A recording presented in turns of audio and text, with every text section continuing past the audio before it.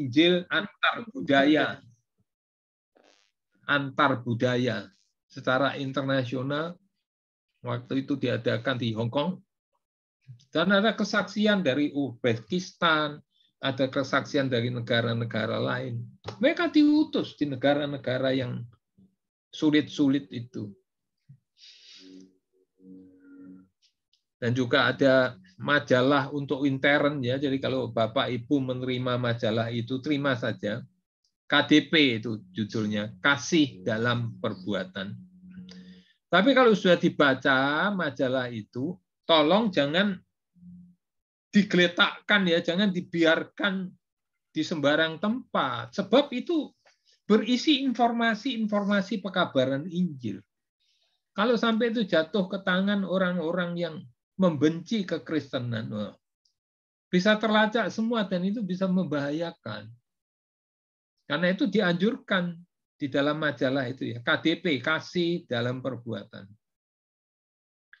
Dianjurkan kalau sudah baca, bakar aja itu, bakar majalah itu. Dibakar. Karena itu majalah itu tidak kemudian ditaruh di sembarang tempat di gereja. Untuk Lemah Putra saya sendiri yang membagikan pada waktu-waktu yang lalu. Saya bagikan kepada orang-orang tertentu. Dan saya selalu pesan kepada mereka. Habis dibaca, bakar.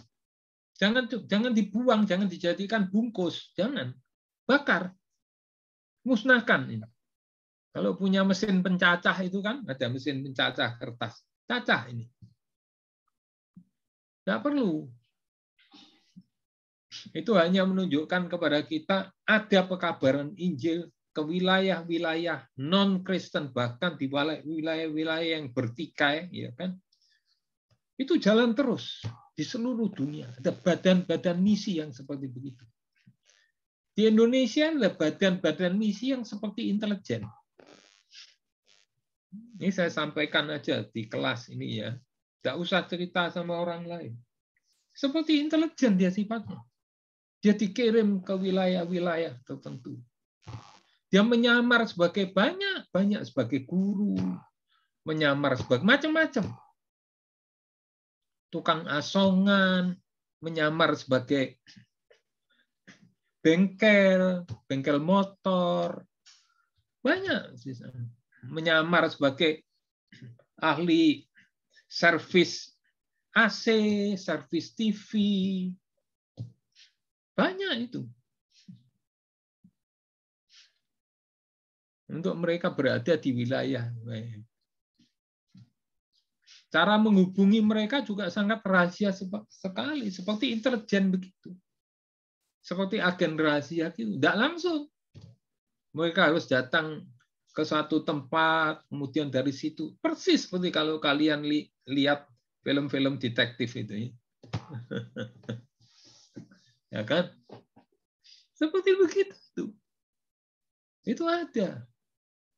Jadi yang pasti adalah pekabaran Injil ini jalan terus. Tapi kapan Israel bertobat, kapan, tidak usah kita pikirkan. Tugas kita aja yang sekarang kita jalani. Mengabarkan Injil terus. Jadi ada yang pasti, ada yang tidak pasti. Yang pasti itu ada menjadi bagian kita, menguatkan kita. Yang tidak pasti sudah tidak usah diperdebatkan, tidak usah dibingungkan. Nah, ini ya.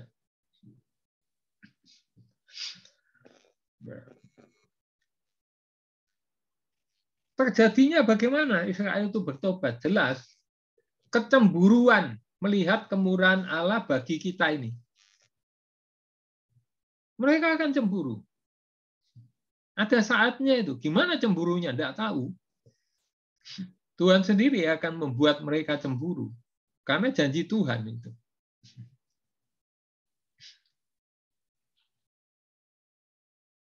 Kalau mungkin kalian tanya kepada saya, Bapak itu kan banyak itu. Ziarah ya istilahnya ziarah. Trip-trip itu kan. Trip-trip ke Israel, ke Holy Land dan sebagainya. Itu bukan pekabaran Injil kalau kita ke sana. kita ke sana itu jalan-jalan. Apakah kita mengabarkan Injil ke sana? Coba, siapa yang sudah pernah ke sana? Saya pernah mendapat berkat, ya ada jemaat kurban, saya bisa ke sana. Tapi saya lihat tidak ada yang mengabarkan Injil. Ada begitu banyak rombongan-rombongan turis-turis dari Indonesia dan juga dari negara-negara lain. Tidak ada. Mereka bingung dengan foto ini, foto itu. Kalau masuk di restoran mereka bingung dengan makanannya. Ada yang tidak suka karena makanannya makanan Timur Tengah kan. Kambing-kambing, daging unta yang baunya mungkin khas ya, dan mereka tidak terbiasa dan sebagainya. Ada yang bisa makan, ada yang tidak bisa makan. Ada yang di bis pusing kepalanya. Ada yang waktu jalan kecapean. Apakah mengabarkan Injil? Tidak. Dan apakah kemudian Israel mendapatkan kesaksian dari mereka? Tidak. Karena ada banyak dari mereka,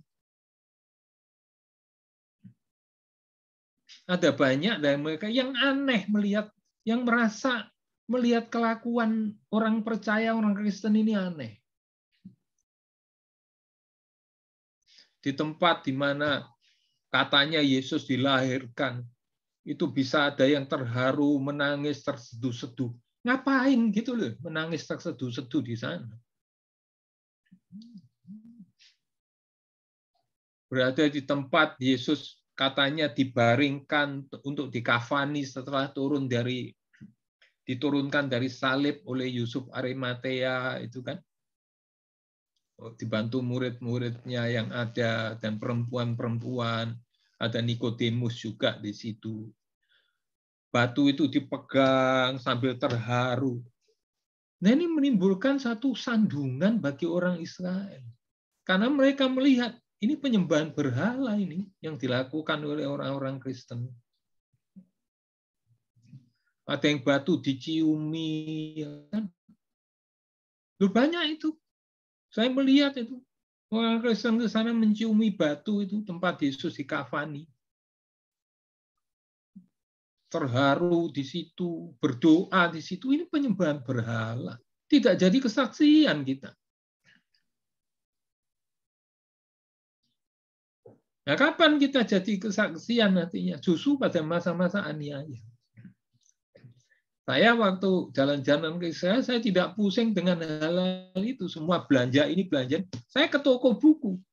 Beli buku-buku. Ada banyak buku-buku teologi, buku-buku khususnya buku arkeologi, arkeologi Alkitab, yang tidak ada di toko buku di Indonesia, dijual di sana. Itu yang saya beli. Bahkan ada buku-buku terjemahan bahasa Indonesia loh. Tidak ada di buku-buku rohani di Indonesia, tidak ada. Adanya justru di sana. Saya beli itu.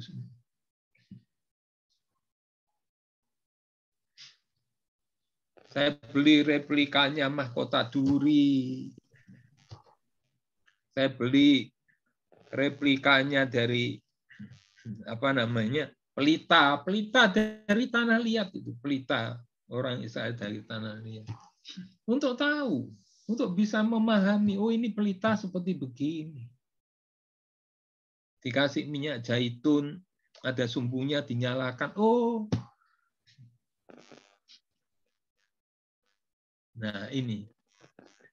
Tapi saatnya nanti kita akan dipakai Tuhan. Boleh tanya, Pak? Ya, silakan, Bu.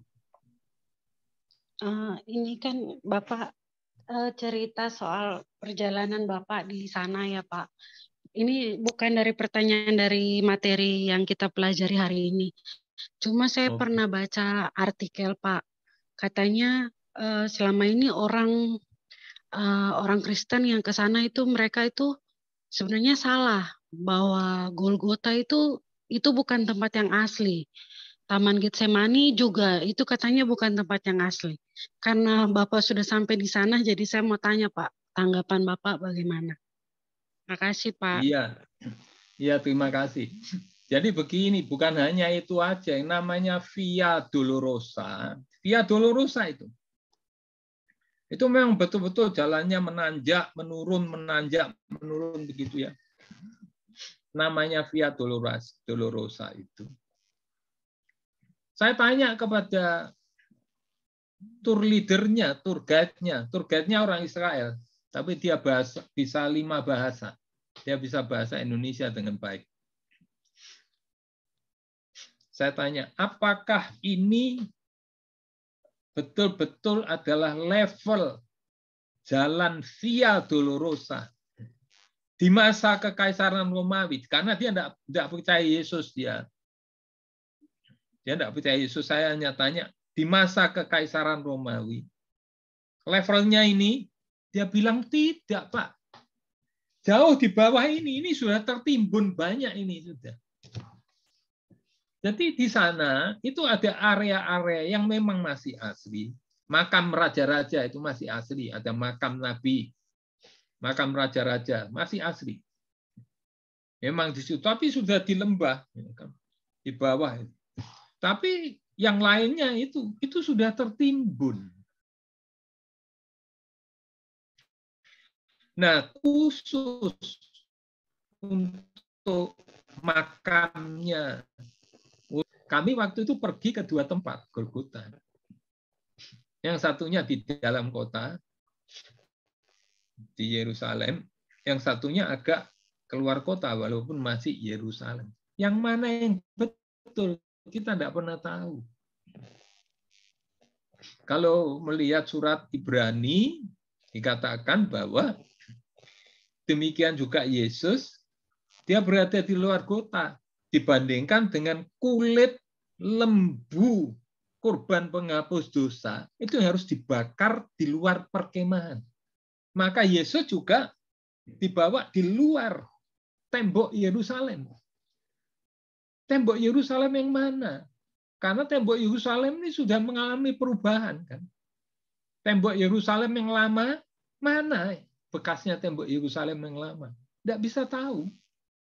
Yang ada yang sekarang tembok Yerusalem modern. Karena itu ada 2. Ada 2. Yang mana yang betul? Tidak tahu. Tetapi begini Bu Stefani, kalau kita ke sana, apa yang kita saksikan adalah bahwa yang tertulis di dalam Alkitab itu kebenaran. Kebenaran mutlak yang tidak bisa ditambah, tidak bisa dikurangi. Itu aja. Semuanya ada. Nama tempat ada.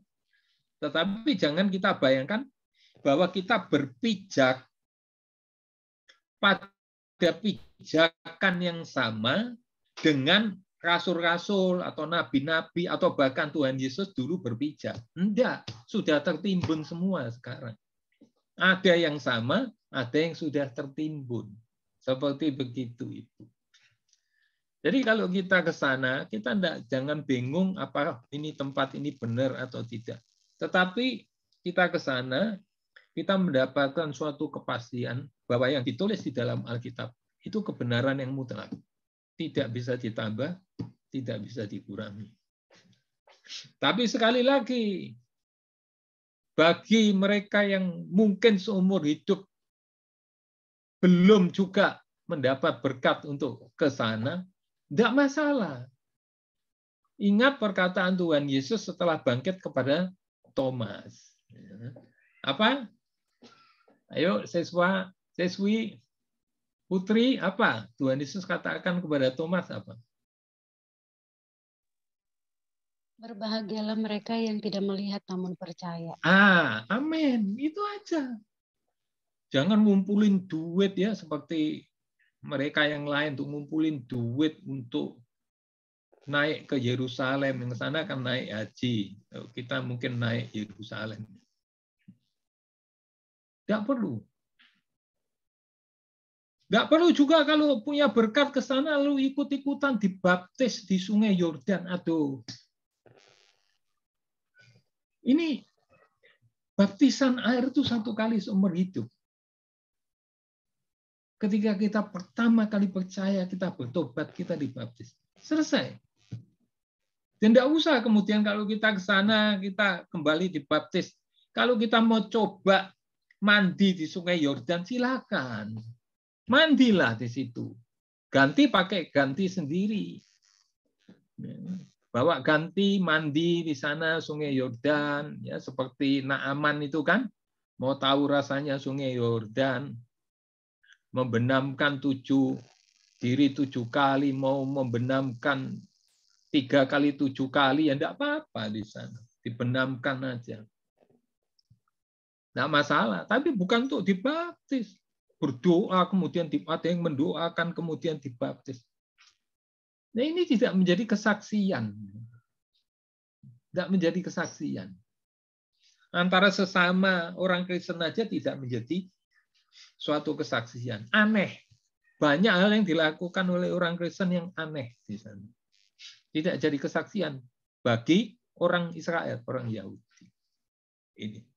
Jadi kapan saatnya Tuhan akan bekerja? Kemurahan Tuhan bagi kita itu menimbulkan kecemburuan bagi kita. Kita tahu, kita sadari, atau kita tidak tahu, tidak kita sadari, Tuhan sedang bekerja menimbulkan kecemburuan. Nah, itu berarti waktu bagi kita ini. Waktu bagi orang non-Israel ini makin sempit. Karena tubuh Kristus ini kalau sudah penuh, sudah selesai, finish. Tuhan Yesus datang kembali. Sekarang belum. Israel belum, ya kan? Sisa itu jumlahnya belum. Jumlah non-Israel, jumlah kita ini juga belum.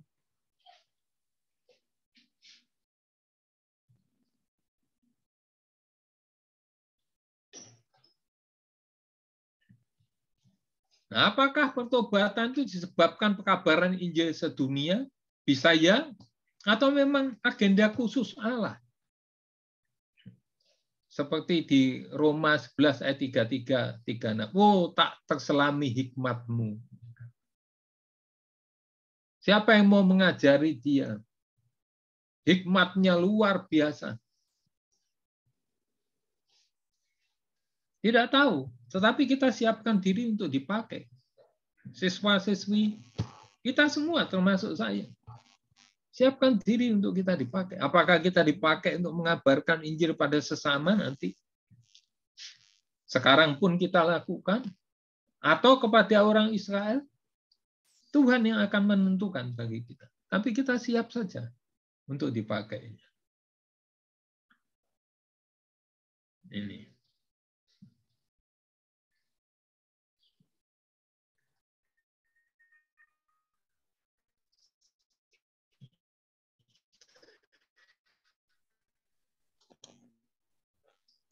Sisa Israel. Terjadi restorasi, jadi perbaikan secara nasional, pertobatan nasional. Pada sebelum atau selama kerajaan 1000 tahun.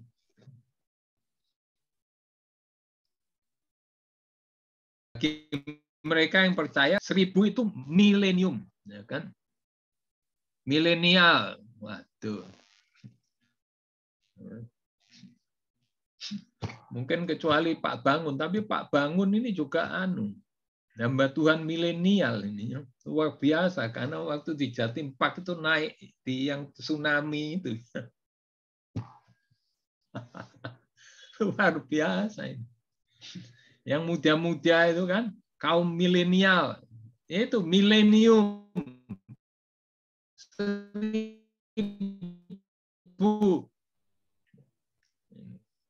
Sebelum itu berarti sebelum kerajaan 1000 tahun. Istilahnya singkatnya adalah pre-mil. Tadi pre-trib, tribnya tribulasi, ini milnya milenium. Istilah-istilah ya, pre-mil, sebelum kerajaan 1000 tahun. Atau post-mil, sesudah kerajaan 1000 tahun. Bagi yang percaya bahwa kerajaan 1000 tahun terjadi secara fisik.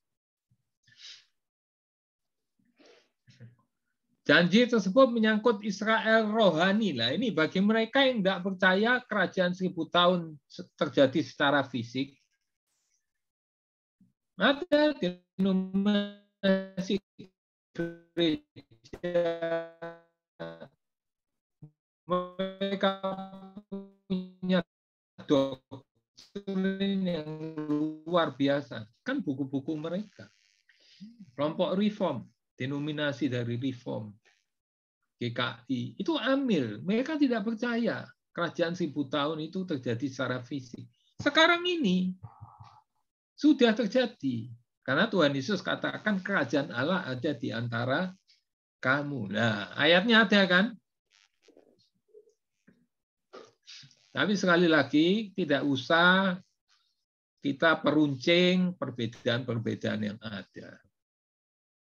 Itu bukan soal sesat, tidak sesat.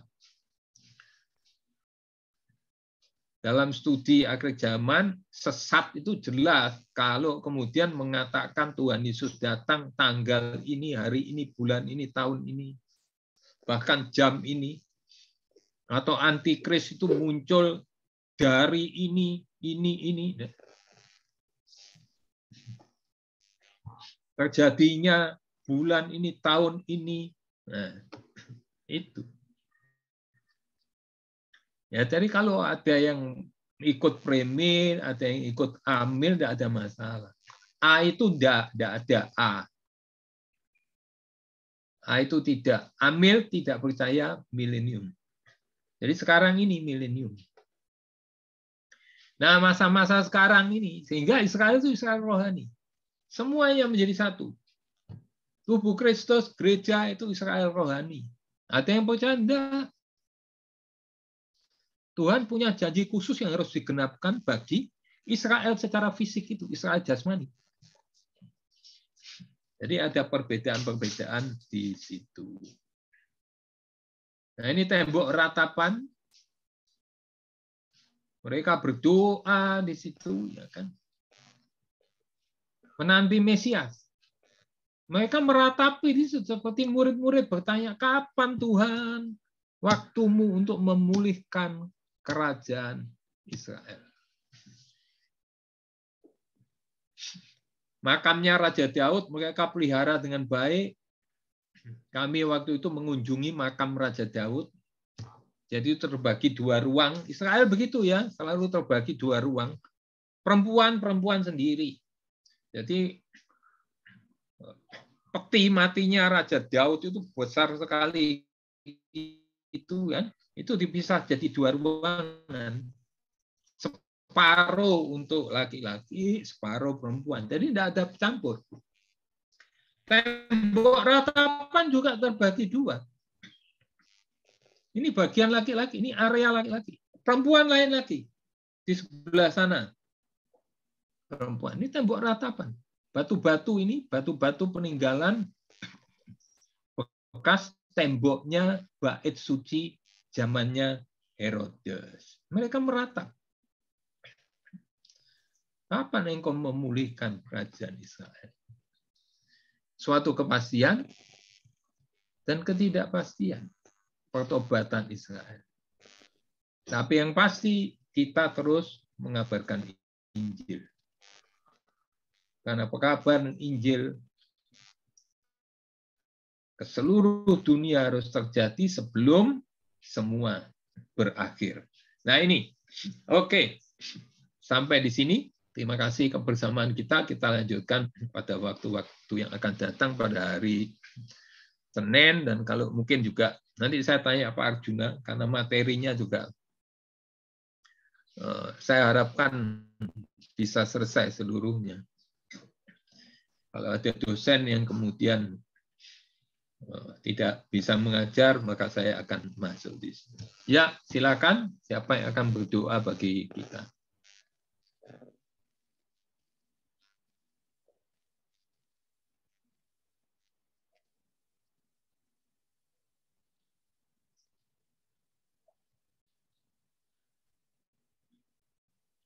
Mari kita tundukkan kepala, kita berdoa.